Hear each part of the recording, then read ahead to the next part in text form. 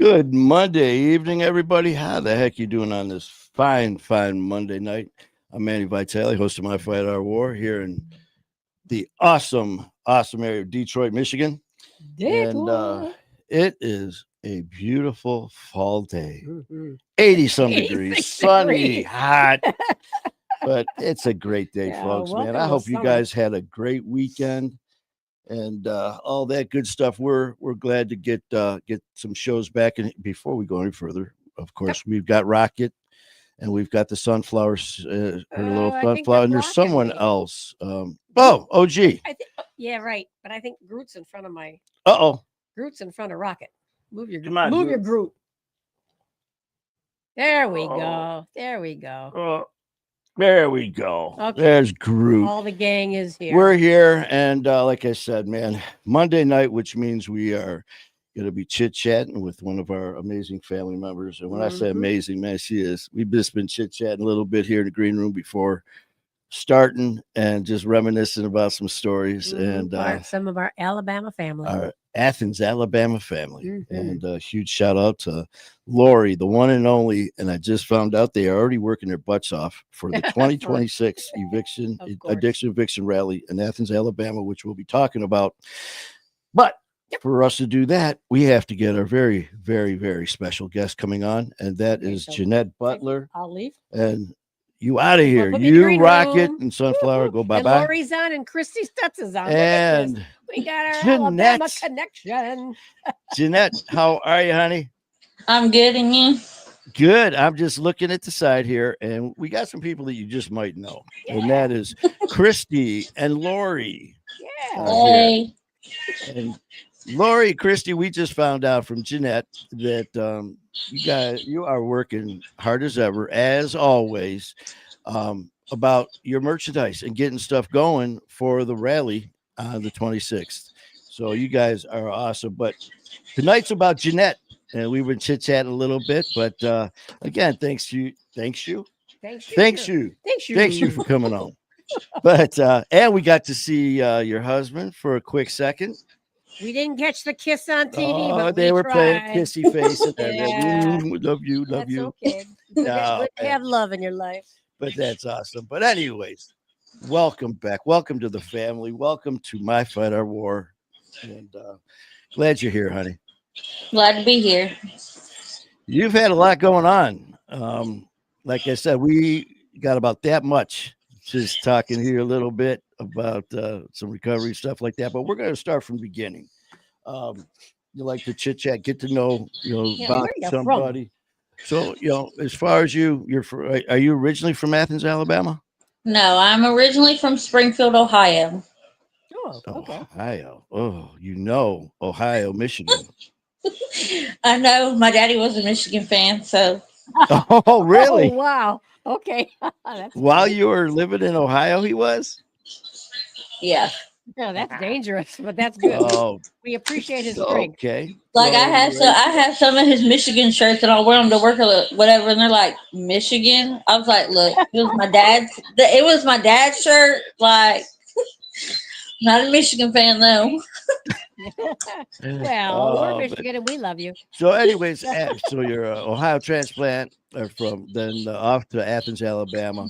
But so, anyways, let's get to know a little bit more about Jeanette. For you, how were things growing up for Jeanette Butler when you were just a little wee Jeanette Butler? So when I was younger, Mm-hmm. probably I'm gonna say 7 or 8 years old, my parents were divorced. So that you know, Yeah. having divorced parents is not always easy. Um, Mom, my dad, he was always there, like from day from the get go. Mom, like even today, still today, we don't have that mother daughter relationship. Okay. Were there? And yeah, So did you live with your dad? yes, I lived with Oh, my dad, okay. and it hurts even still today not to have that mother daughter relationship. But Yeah. she was my mom was remarried, my dad got remarried, And so my dad and my stepmom's the one that ultimately took care of me. And, I, I dealt with a lot of abandonment from him, issues from it, Mm-hmm. because I felt like, she didn't want us or have anything to do with us. So it just felt like, I have other brothers and sisters from her remarriage that are my half sisters, Mm-hmm.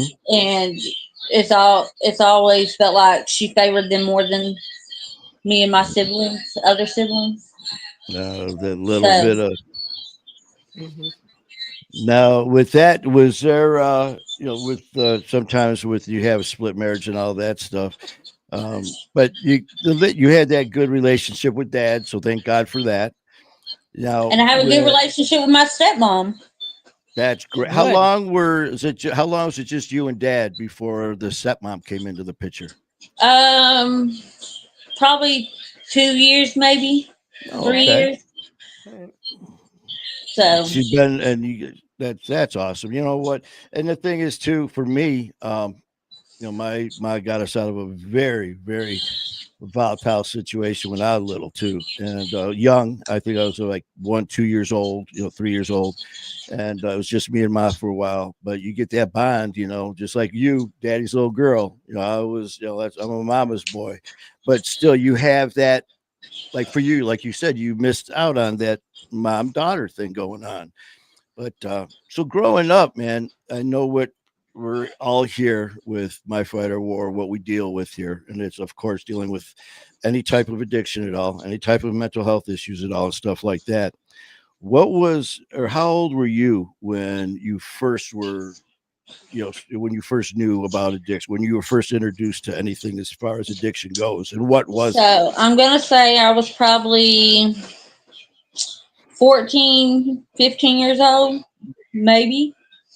Um, Dabbled in smoking weed and hanging out with some of my friends that were older, and their parents let them drink, so I was dabbled in that a little bit. And through high school, I smoked weed, and I really didn't get like addiction until after I had my oldest child. Mhm. And I ended up having her all natural and got hooked to pain pills. No. Mm. How old were you then with your I first baby? was 20. So So dealing with that, it was so with basic. I mean, when we're in our younger years, experimenting and stuff like that, like you said, with smoking dope and drinking here and there. It really didn't sound like it was a major issue at that point, where it was an addictive issue. But it actually sounds like more so after having your first child, where the narcotics came into it. yeah. Mm. And how'd that go? How'd that come about? Was it as far as getting the medication first from the doc, of course, and then how did it progress from there? After I had her, they gave me them in the hospital, and then I was like, I finished what they gave me. I was like, well, I'm still hurting, or I still have pain. So I went back, and he ended up giving me more. And then after that, he was like, you should be good to go. So then I just started buying them off the street. Mm. Mm. How so was that pretty? I mean, was it like right afterwards? I mean, as Yeah. soon as doc said no, the street said yes. Yep. And then I done them uh, up until I found out I was pregnant with my youngest one. Hmm. And I quit through pregnancy with her, and then got back on them after I had her, You because have natural or C-section? I had her natural. Okay. And the second one, I had an epidural, but the epidural, instead of numbing this way, it numbed me this way. What? So, so I still felt everything on one whole side of my body. Was it from one side or from bottom up, from like the waist up, or was it with No, one it's from side? one side. Like this one side was numb, but this whole side wasn't. Ah. Oh, That's just that wrong. just doesn't sound fun at all. No. So, and then, you know, I'd say 2 or 3 years after my youngest one, it was like where pain pills were getting hard to get. Mhm. So I started dabbling in cocaine, Hmm. doing it on the weekends, whatever. And then 2020, I had a miscarriage, October the 11th of 2020. Ooh, coming up. And then August 11th of 2021, I had another miscarriage. Oh man. Mm. Uh, and I didn't deal with those. Like, I didn't make myself deal with them. Self Oh, medication.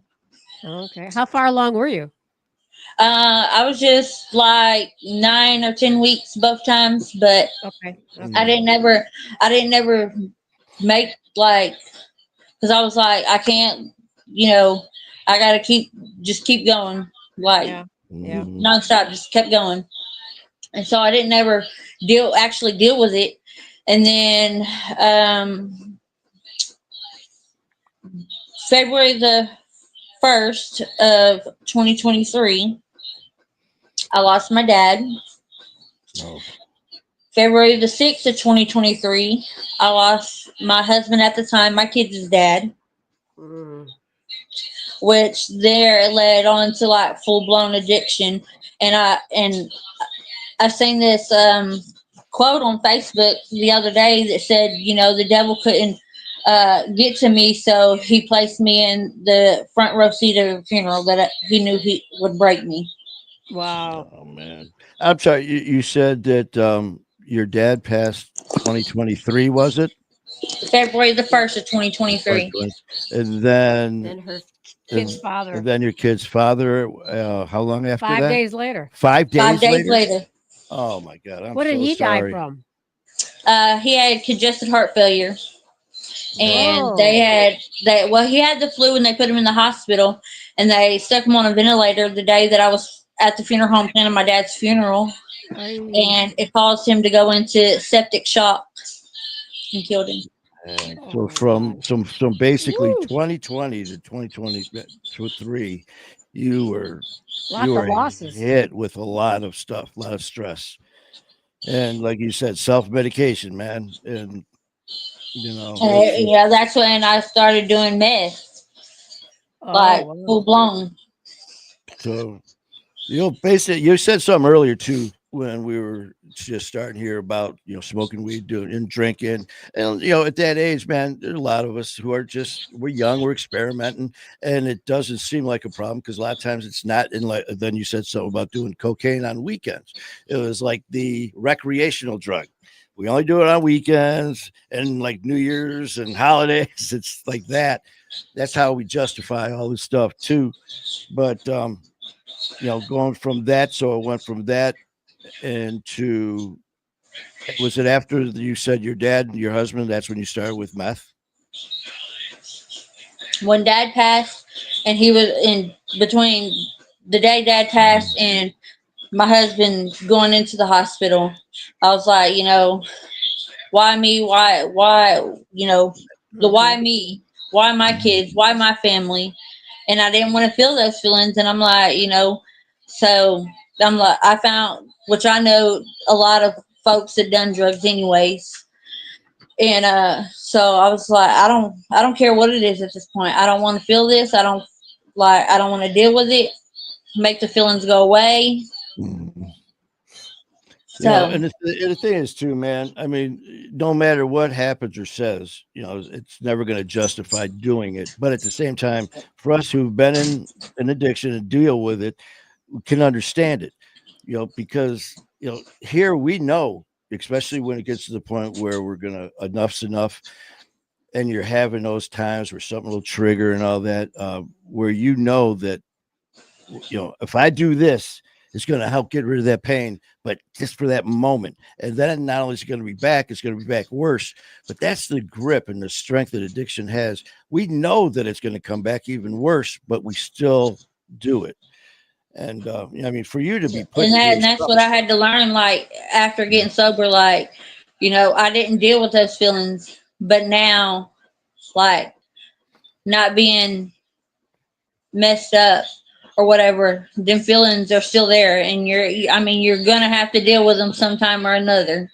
Mhm. and I tell you, Jeanette, I give you so much credit, and all of us in this family, all of us in recovery, so much credit for the strength and warriors that we are.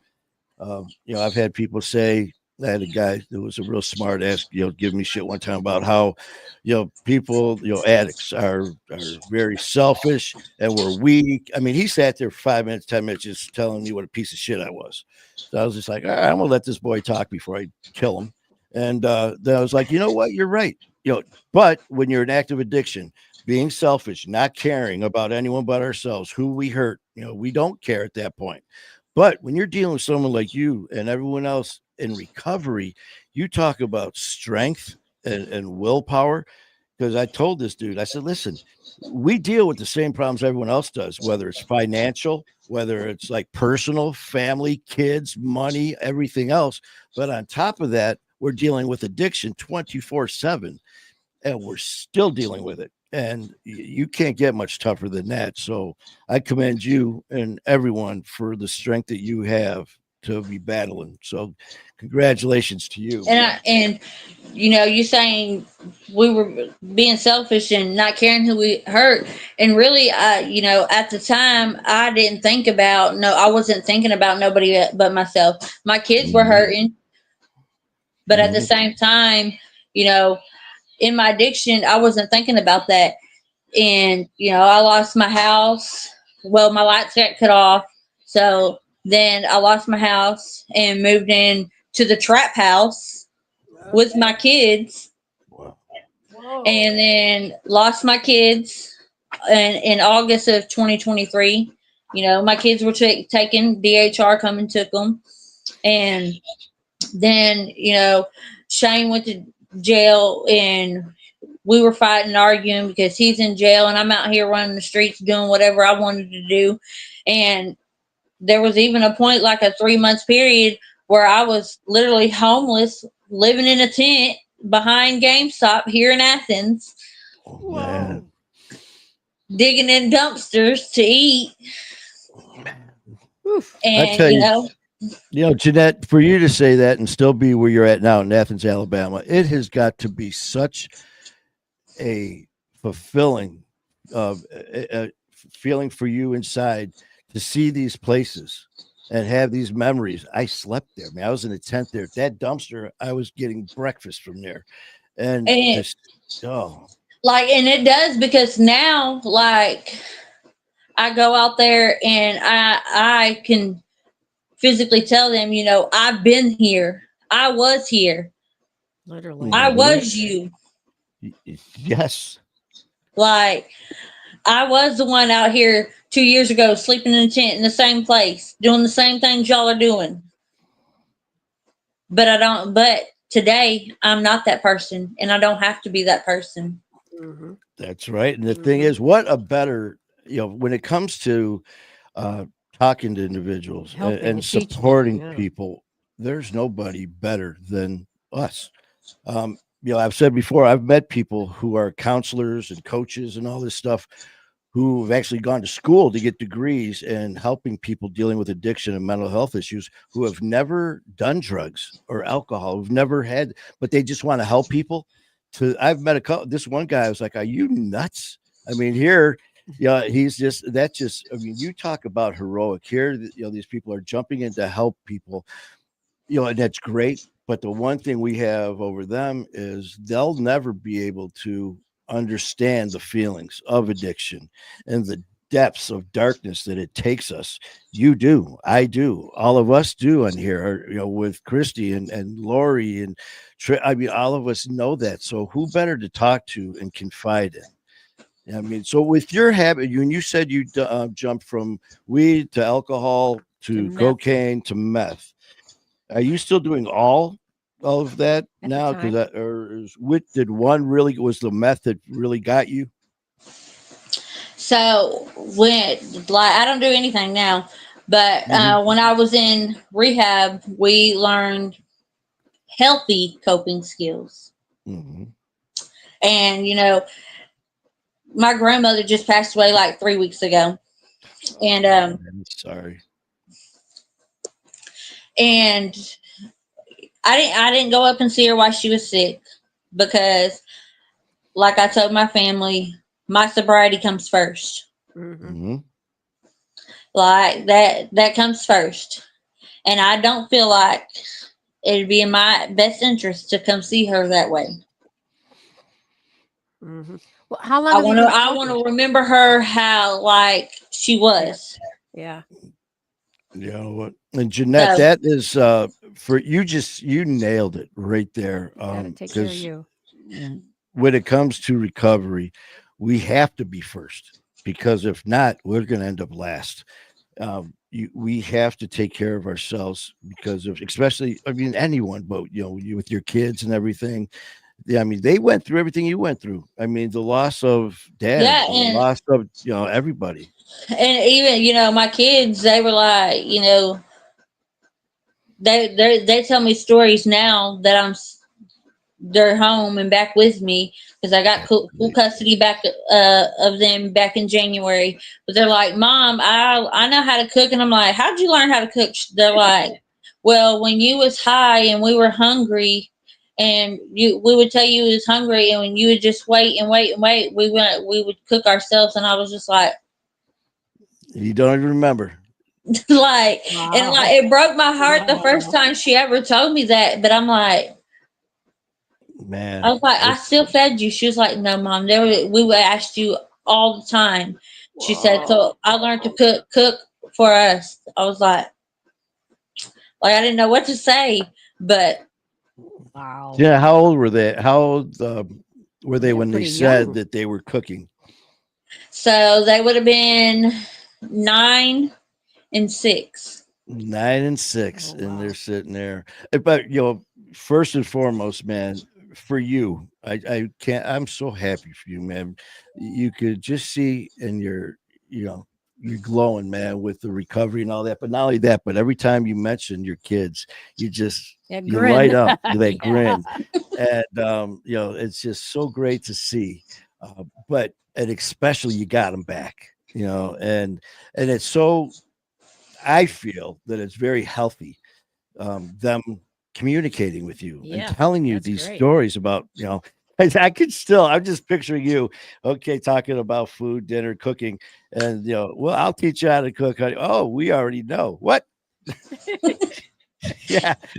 It's just like we were cooking, you know, When you weren't. when yeah, When you yeah. weren't. But, Kids are resilient. They're amazing. yeah, But that's so when it came to your addiction, man, I know we were chit chatting a little bit too, because people realize or don't realize sometimes we were talking about the kids, family members, because I've had people say, yeah, people are harping on me. The only one I'm hurting is myself. It's like, no, that's not true. All the people who are harping on you are harping on you because they love you. They don't want to see you Hmm. like this because they know you. They know the real Jeanette and stuff like that. They want her And back. yeah, they and I want. mean it hurt like because not like I didn't just lose my kids, but my family also because Hmm. thankfully my kids were placed with my stepmom and my stepbrothers. Good. And they That's weren't awesome. put in foster care. They were in a safety plan with my family. But with them having my kids, I couldn't go to family functions. Oh, I that's couldn't be right. around the family. Oh, Like How long were you separated from them? a year and a half. That had to be the longest year and a half of your life. But I wasn't allowed to have visitation with them. I got a 15-minute video chat with them a week, and that was it. Wow. And because I had to have 4 negative drug tests in order to get visitations with them. And I didn't get that until I went to rehab. And then when I went to rehab, I was there for 30 days before I first got a pass or could have visits. I was just going to say, because we did have a little conversation about that, about the drug test and passing, not passing, and our conversation before we went live. You want to share And that yeah, so let's talk about You that wanna a share little that bit. with the- How with the how a world? certain individual went there to take a drug test, and you go ahead. It's your story. Why that So did not I would happen, go. and the So cost you jail time. it's not that they were negative positive drug Positive. tests. It's just it was a no drug test. But if you go to take a drug test and you don't give them a sample, it's an automatic positive, regardless. And I would go and sit there days from time whenever my color was called, and sit there from time they opened to the time they closed, and would not pee for them. Ah, And this happened how many times? A bunch. So, All the way up till I went to rehab. and because, like you said, it was not court ordered to be in recovery at this point. So here you went to jail, and Went to they jail said from for there 9 days. 9 days, and then when you went and sat there and did not go, you obviously Well, I an went to automatic rehab failure, and stayed for a day and took off walking. and because you decided to tell them what was it again, that give me my stuff. Yeah, well, like again, Give me you go my ahead. stuff. They can't issue a warrant for me because I have no charges, so I'm leaving. And you did. And I did. And how far did you walk? I walked down the interstate actually till Walmart. It took me about an hour and a half to get there, but I walked to Walmart to get a phone charger to charge my phone, to call Shane and my brother just for somebody to come get me. oh, They said, it's like, yeah, I don't have to stay. There's no charges. You can't make me. I'm leaving. But, So so, and again, we talked about this earlier before we went live. We got a lot of goofing around and laughing and giggling that we do on here. And, as we said, it's not a joke. This is very serious, but there are situations that happen when we are under the influence that are funny as hell, and that's just my opinion. Some of the shit that I've done is just, in fact, I think I've told everyone about this. I got a meme one time from a friend, and she sent it to me, and it said, I thought that seeing this made me think of you. And it said, in alcohol's defense, I've done some pretty fucked up shit perfectly sober. Yeah. It was, well, yeah. But we don't think this is a joke, and it's funny, but there's things that happen in our lives, and you just have to make the best of it. And that's what you did. I mean, you spent the time in there. You got to when you went back and that last time, because you just said I'm leaving. What was it? Was it court ordered the time that you went to recovery and you stayed? it was not court ordered, but the judge told me that either you go and complete a program or we're stripping your parental rights. Oh, so that was just that's it. So it was either do it and make it work or lose your rights. Was this the same place? The same recovery? No. This one was in Rogersville, which is actually only about 30 minutes from here. How long was your the recovery? How long were you in there for? I was there for 4.5 months. Really? And yes. Okay. And, well, I tell you, we were also talking about you and the positive things in your life. And a lot of them were what you did. And a lot of it was, like you said, to pass time, man. You're in there, do something. You could either do something or do nothing. And doing something productive, and that's what you did. You were talking about some of the classes and courses and certificates and stuff like that. Tell us about some of the things that you were able to accomplish. So I got my FEMA certification there. I got my certificate for truckers against trafficking. I don't know if you've ever heard of that, Nope. but it's for like human trafficking. Mhm. I got certification for that. I've got like Google Docs certification, Excel, spreadsheet, all Oh, kind okay. of like Like computer college classes. certifications.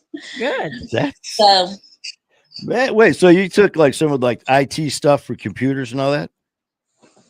yeah, Good. Man, You we can- need you. You can use that too. I'm telling you, Jeanette. but I'm I not ain't even kidding. used it. I got them all just put in the safe in there. I was like, I don't know if I'm ever going to use them, but hey, I have them.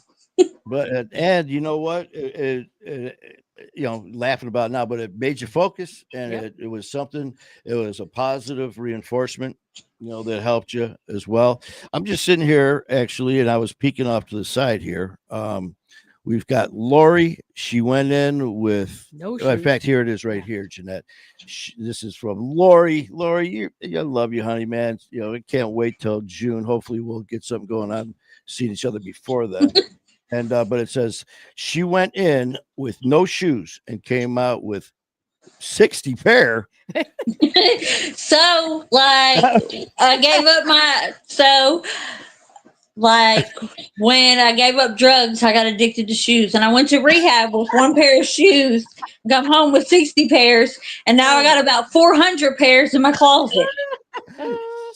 There ain't no drug trafficking. There ain't no human trafficking. There is shoe trafficking. Let's see what else we got funny. on here. That's funny. And let's see, Amber, the shenanigators. We're just laughing at the insanity of the disease. Not exactly. You know what, Amber? That's exactly what it is, because we're all here to support each other and do all that. Tricia says amazing story of recovery. That's from our family member Tricia. Um, Actually, Amber has another one about what you just said, Jeanette. Against trafficking sounds awesome. I've been involved with human trafficking, advocating. I've learned how much goes on Mhm. at the station, trucking stations. Bravo, beautiful Jeanette. You're amazing. That's from our one of our shenanigators, Amber. So that was Thank for you. you, Jeanette. So that's Thank you. awesome. But I still love this one. She went in with no shoes, came out with 60. pair. What else we That's got good. for you, honey? When's your sober date? January the 21st. Hey, Congratulations. right around the corner with me, man. When's mine? The 27th. I'll be 2 years. Yeah. January That's 21st. great. Right. And we've got another one from Lori here for you, Jeanette. She is one of the greatest people I've ever known, and I Aw. can't even imagine the things she did. That's from our lovely Lori. Yes. Well, Lori, it's like, I just can't picture you living in a tent. I was like, well, I did. Yeah. I Okay. did. Mhm. But in fact, I met Lori through my stepmom. Her and Lori went to school together, and mom had supported the 2024 rally, and she was like, "Look, my friend is the one doing it. Go find her." So I actually took pass that weekend and come home just to go to the rally. Here it is. It's Lori. It says she came to her first rally in rehab. That's right. There it is. Good. Yeah, I come home on pass just to go to the rally, and I found her. I was like, "Hey, my mom told me I need to find you." So, and then when I come home from rehab, they started the recovery at the cross in Lori's front yard, Yes. That, and Mhm. we just clicked and been there ever since. I tell you, you guys, all of you, first of all, of course, meeting Lori way back when all this started. And then from the next step, hearing about the rally, the next step, going to the rally, and then the just awesome opportunity to meet all you guys that time, the meet and greet, being able Oh, to yeah. just sit and spend time and just to talk, because up until then, I never met Lori except for here, but in person. And she had that great idea for the meet and greet. And we're all sitting there at that table together. And just eating and talking, and it was just so awesome. And this here's from Christy for Jeanette. I am so proud of you, and that is from our sister Christy. And Christy, just so you know, we are extremely proud of you for everything that you are doing as well, man. Your journey, just like all of us here, and of course, our wonderful Heidi has one for you. Proud of you, Jeanette. That's from Heidi. Mm-hmm. Thank you. Oh, Me and Christy Jeanette. used to run around together, like in Oh, our so addiction. really the stories you guys could tell, huh? Yeah, Run yeah, around with the same crowd. and Okay. Well, and like crowd's you were getting better. saying, Jeanette, here's what you just brought up. Lori said, I cannot picture my girl living in a tent. Lori said that. Mhm. And Aunt Cookie says, "What an awesome story." So you don't know Aunt Cookie? She's from Yeah. Aunt Cookie, Agnes, is a part of our family in Connecticut. And she's just amazing as well. And just, I'm trying to see who else we got in here. We need to get her trucker story, her bus Oh, driver stories. um, yeah, I mean, Oh, Shane's there. Shane's on. He must be at work. He's on oh, now. yeah, did you see that, Jeanette? Wait, what? I'm sorry. I'm laughing because it sounds like something that happened to me. Amber was saying something that you said. Yeah. So, anyways, we're just going through some of these. If you guys have any questions at all for Jeanette or for me or OG, Jeanette got to see Susie the Wonder Dog when we 1st were Mhm. talking. Susie decided to get up and show the world her butt. So that's good. Um, here, this is also for you, Jeanette, from Lori. I believe that's for you. It says the guy from Community Corrections would go out looking for her to make sure she was not cold. Was Aw. that Yeah, so that was my community corrections officer. Like, and I love him to death because I mean, if it wasn't him believing in me, even when I didn't believe in myself, I probably wouldn't be here. what's Wow. his name? Alan Griffin. Alan Griffin. He come and he spoke at the rally on mine and Shane's behalf. Okay. That is awesome. Shout out to Alan. Alan Griffin, man. God bless you, man. I mean, it just goes to show, that damn stigma of addiction and the people who are dealing with addiction and how other people see us. God bless Alan, Mhm. because what did it say that he would come He out would go looking for around you? trying to hunt me down in my tent to make sure I had blankets or I had propane for my heater or Man, whatever. that's awesome. That's How long were you in a tent? For about 3.5 months Oh my no goodness. kidding. And in the as middle far of as winter. I was just going to say that. What's the weather, the temp like when you were in It there? was like down in the 30s. Oh, okay. Man, That's so cool. and first of all, just the dangers of being out there with, you got crazy people, crazy things. And then you're dealing with propane, you're dealing with the elements. And I'm so glad you're okay. Let's see. We've got someone, Holly Rodriguez. I don't Holly know that name. Rodriguez. All Does right, that Holly. sound familiar to Welcome. you? Jeanette, is that Jeanette, someone? do you know a Holly Rodriguez? Yes. Okay, Okay. we got how it says. Welcome, We Holly. always get through the bad storms. Miss you, girl. So happy for you. Aw. She makes. Oh, Lori said you're making shirts. Was that what you said earlier about for the rally, right? Well, we're making them where we use them to sell Mm-hmm. or whatever donations towards rally of 2026. Been making t-shirts and cups. That is just All right. amazing. For your recovery and all that, we were chit chatting earlier too about you know, just the positive that comes out of it, man. For you, especially living in the same community, we were talking before about It's how not even the uplifting. same community. The house that I live in now Mm-hmm. was once the trap house. Oh my goodness. Really? How did this come about? Yeah. That's a story. So Let us so know. me and Shane, when I lost my house and stuff, I moved in here. This was the trap house at the time. Wow. I moved my kids in here.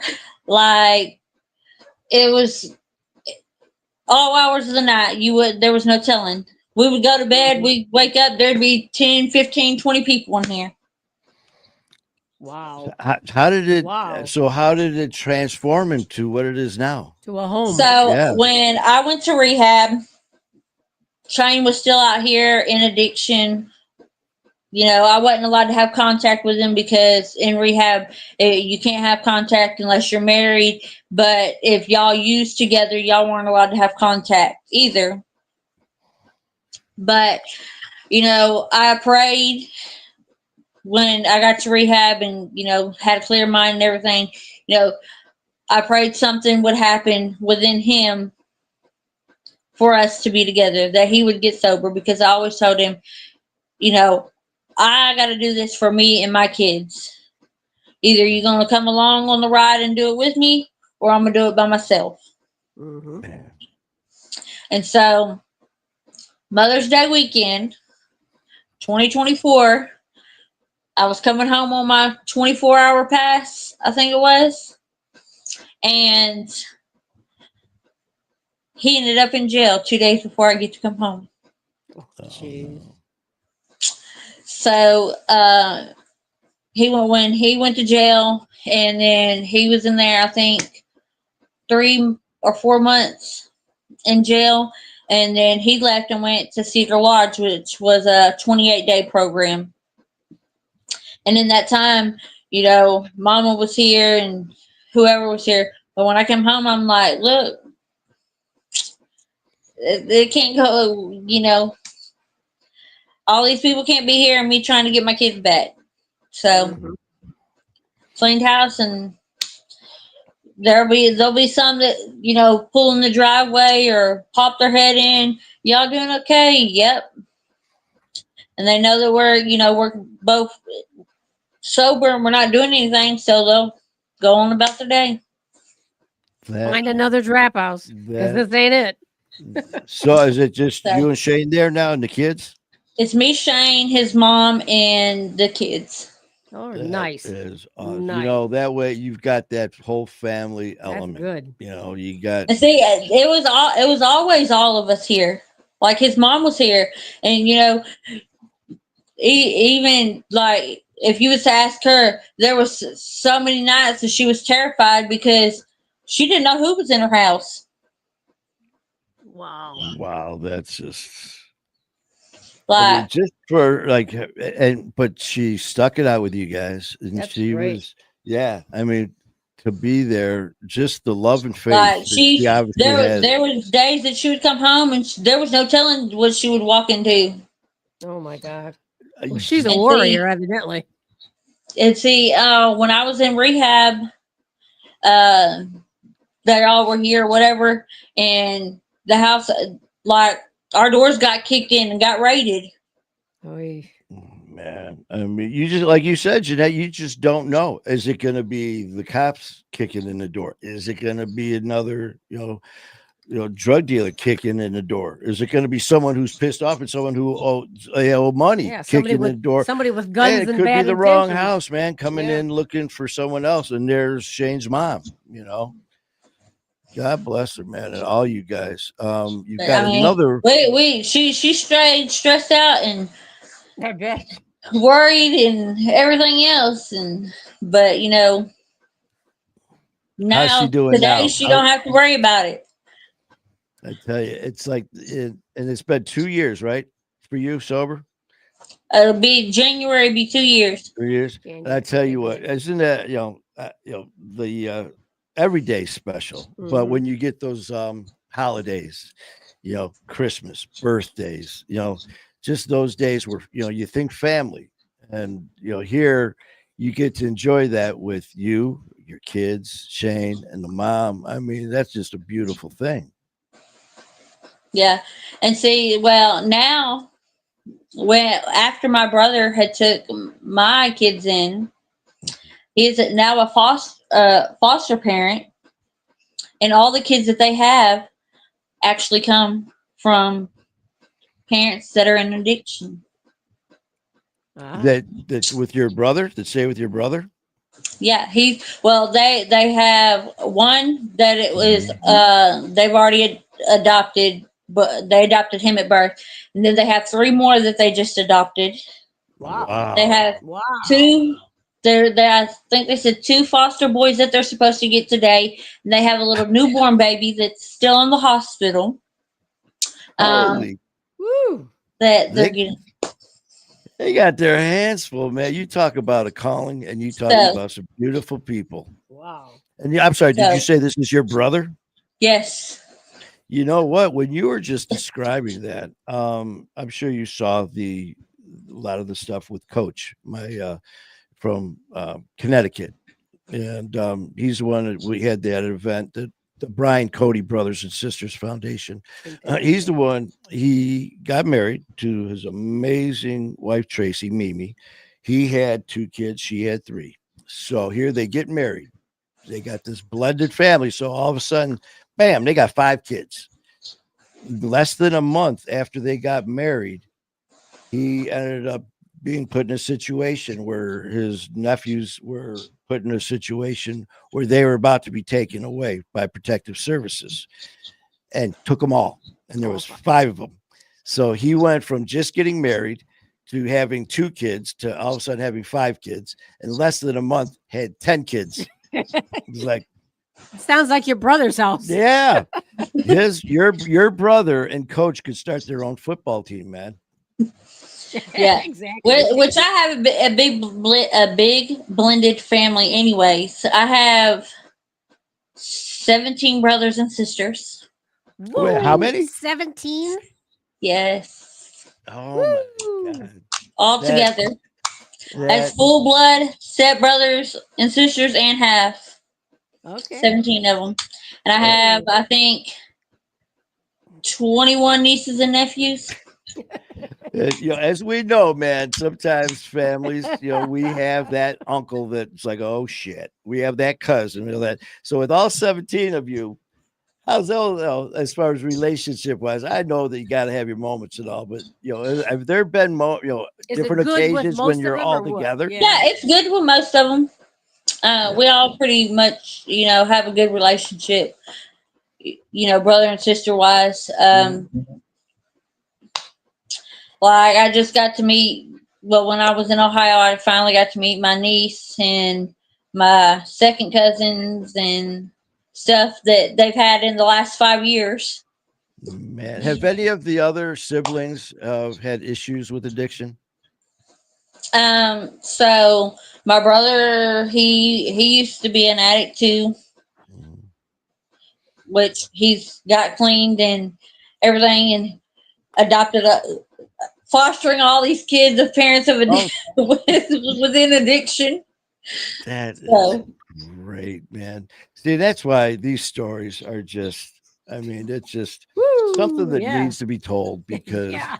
you hear the dark side. And believe me, as we know, that dark side is dark. But then we hear, these amazing stories, man, with you and your brother and the fostering, these kids. And Christmas must be wild and crazy. I mean, you have to rent a hall, right? Oh my God. we're no, coming we to all your just go to place. his house because he's got the biggest house. So we all go over there. Man, I'll tell you what, this Christmas we're all going to Jeanette's brothers. Yeah. They'll never know the difference. So it's just two more people. No. That's it. That more the merrier, they say.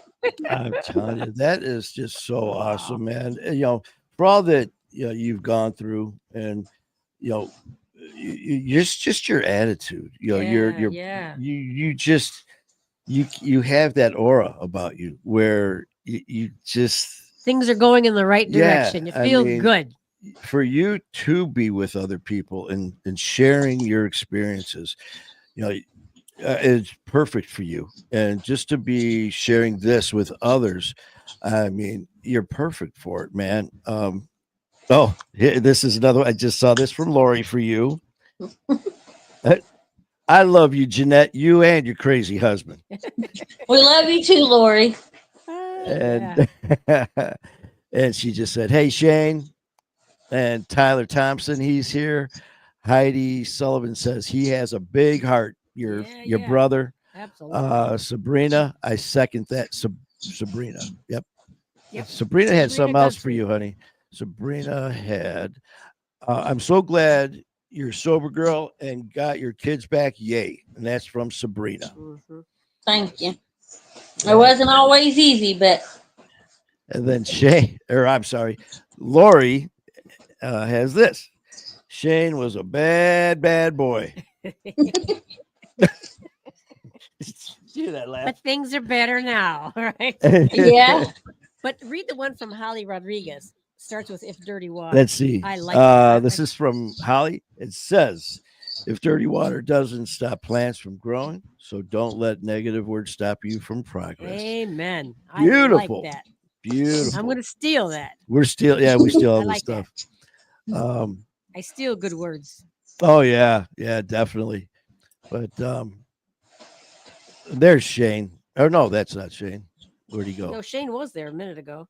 Kayla, so proud of you, girl. We love you so much. That's from Kayla Marie. Yeah. So when this is done, because That's my sister-in-law. You know, Okay. they were the two that have been there.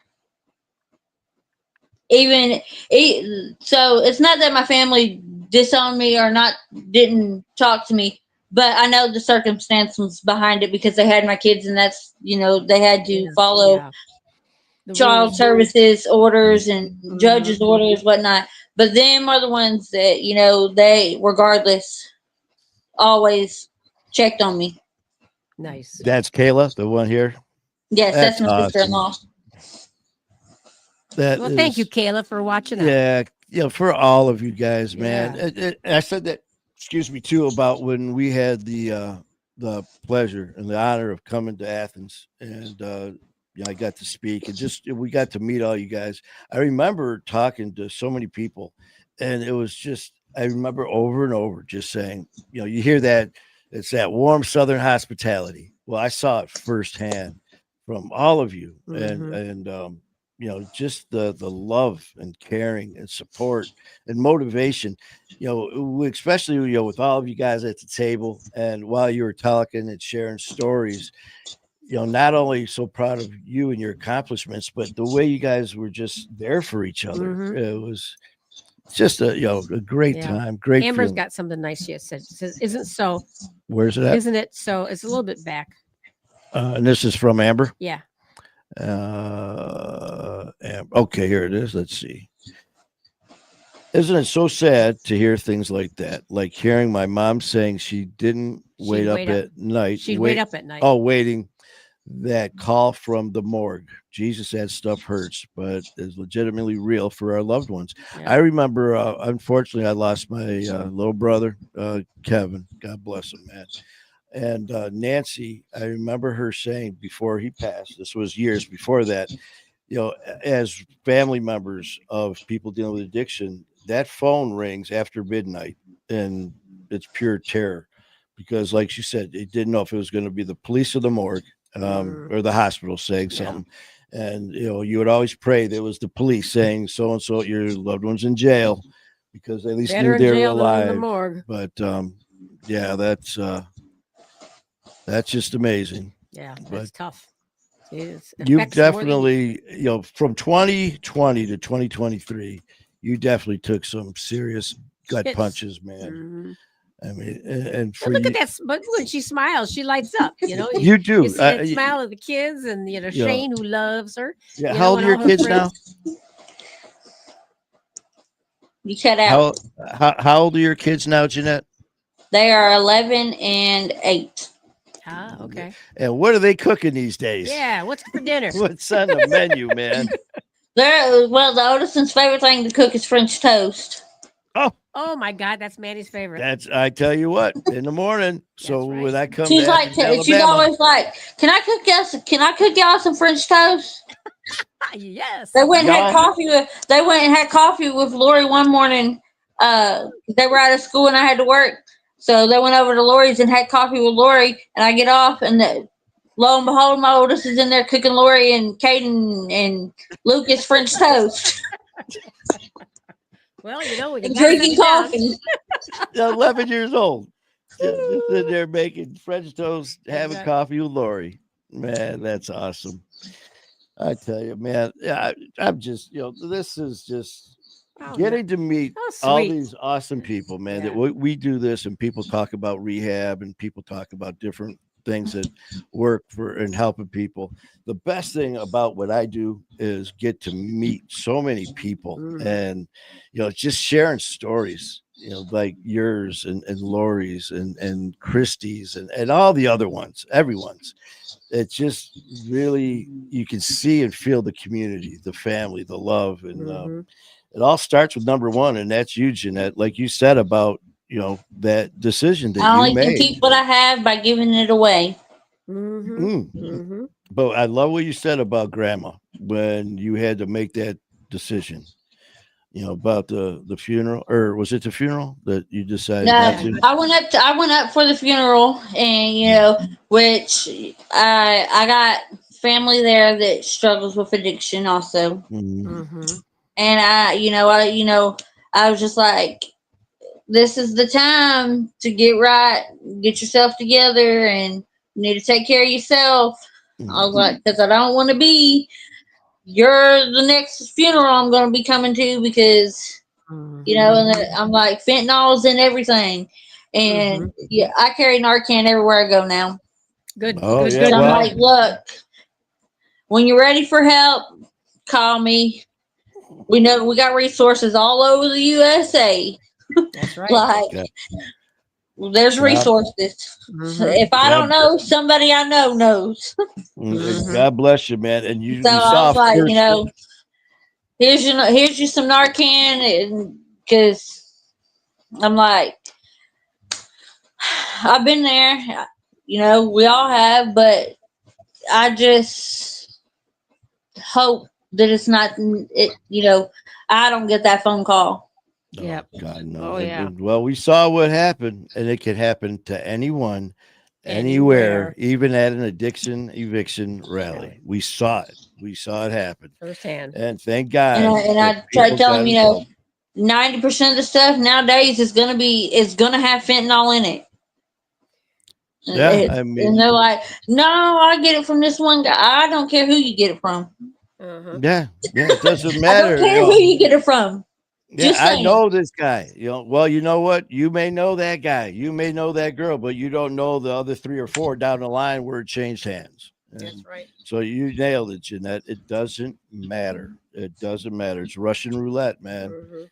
But So, well, I tell you, man, it's just but with you, Jeanette, do you have, with all that you've gone through, the good, the bad, and the ugly with addiction, and you're living proof that you can do it. You can do it. You're the one that lived in that tent. You're the one that wasn't, dumpster diving and all that. For the people out there that are dealing with addiction right now that may feel like they can't do it, or they feel that, because addiction is evil, man, it makes you feel like you're alone even when you're not. What advice do you have for anybody who's in that spot where they just don't think they can do it? to reach out, I mean, I mean, not just to myself, Lori, Manny, OG. I mean, there's resources everywhere, and you're not alone. Even when you think you are alone, you're never alone. And the one thing that helped me through my addiction is Philippians 4:13. I can do all things through Christ who strengthens me. There you You go. pray for him. You pray to him every day to give you the strength just for today. The next day, give me the strength just to get through today. You know what, So Jeanette? I love that. Actually, who was that again? What did you just? Hello. Which quote was that? it's Philippians Oh, Philippians. 4:13. Okay, because 13 Philippians. and yeah, can you write that Yeah, I down? am. And can you? What was that again? Can you recite that again? I can do all things through Christ who strengthens me. There you go. Because this was also on there from your runaround girl, Christy. Can't see it from here. What does that say? Thessalonians 5, Thessalonians 6 5, through 6. 8. Yeah, yeah, Yeah. yeah. Do you know that one? I don't. Okay, well, that makes two of us. Something to look up. So Christy, if you're still there, honey, Well, we're oh, gonna look it look at up. that. And Phyllis, I didn't even see Phyllis Claver. Phyllis How is you on? doing, Phyllis? I Yep. didn't see you sneak in here. She sure did. And of course, Heidi has this for Lori. Hi, lipstick Lori. Well, you know what? You are absolutely 100% right, Jeanette. With the resources are there. You know what? There's no excuse. You can't say, "Well, I didn't have anyone to call. I didn't have any meetings." There's this. There's meetings on social media, virtual, in person. I mean, they're there, and the key is use them.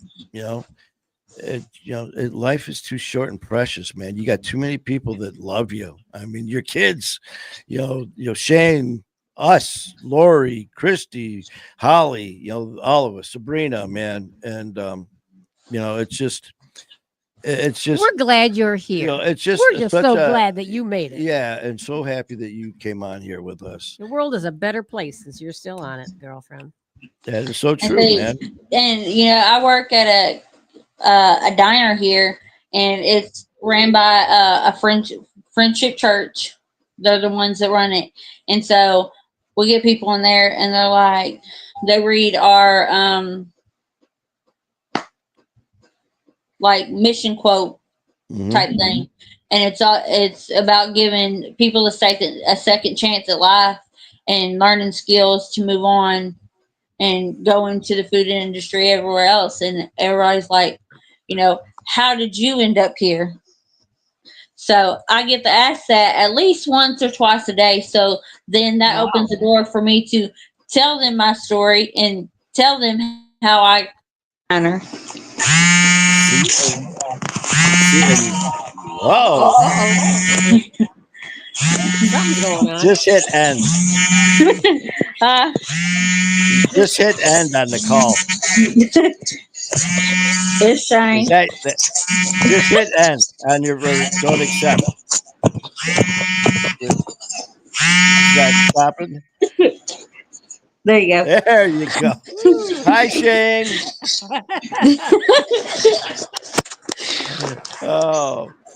But anyways, well, I tell On you that what. note. Yeah, but seriously, man. Thank you so much for coming on and all that good stuff. So, we got some research going on. I'm hearing feedback. Yeah, we got. I don't know where we went. I'm hearing feedback. Yeah, we got some feedback. Yeah, you got the phone. Can y'all hear me? Yeah, you got the phone. But we got the phone. The volume is on with Shane. The volume is on with Shane. Huh? No, I ended his call, so it shouldn't be. Okay. Okay. We got like 6 people rejected his talking call. right now. People talking right now. Yeah, okay. Well, I'll tell you. Jeanette, thank you so much. Thank you so much for coming on. Appreciate you. We're going to be seeing you soon at the rally. You got anything, OG?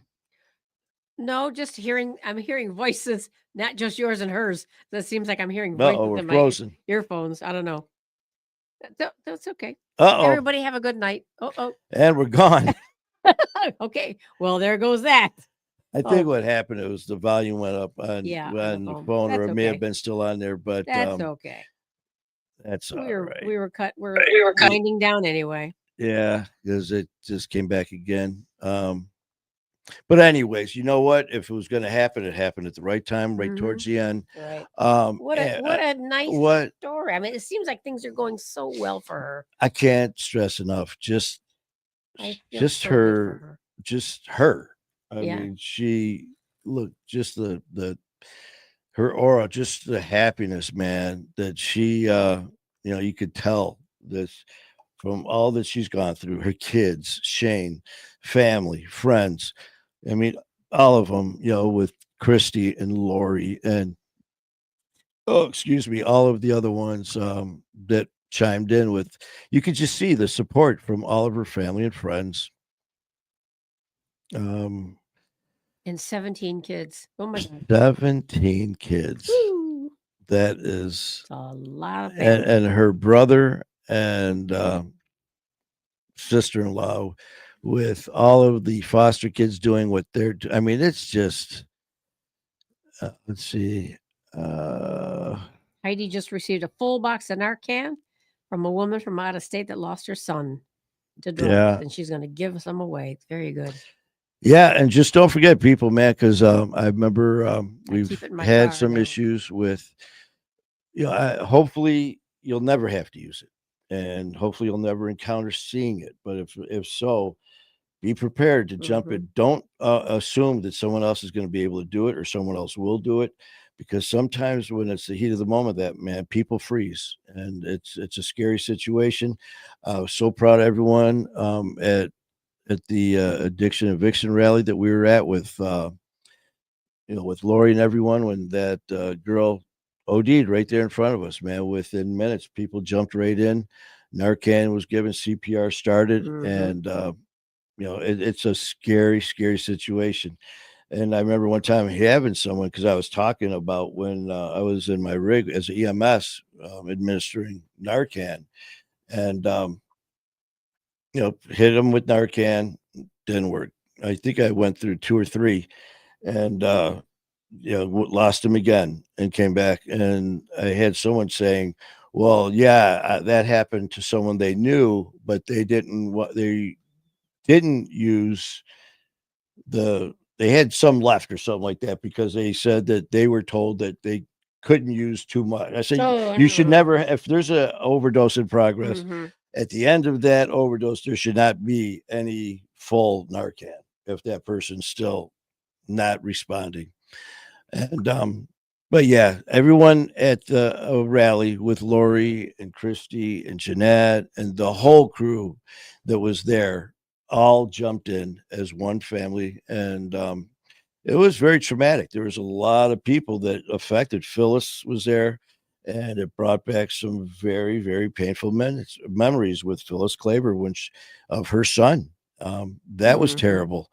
What was his name? Trey.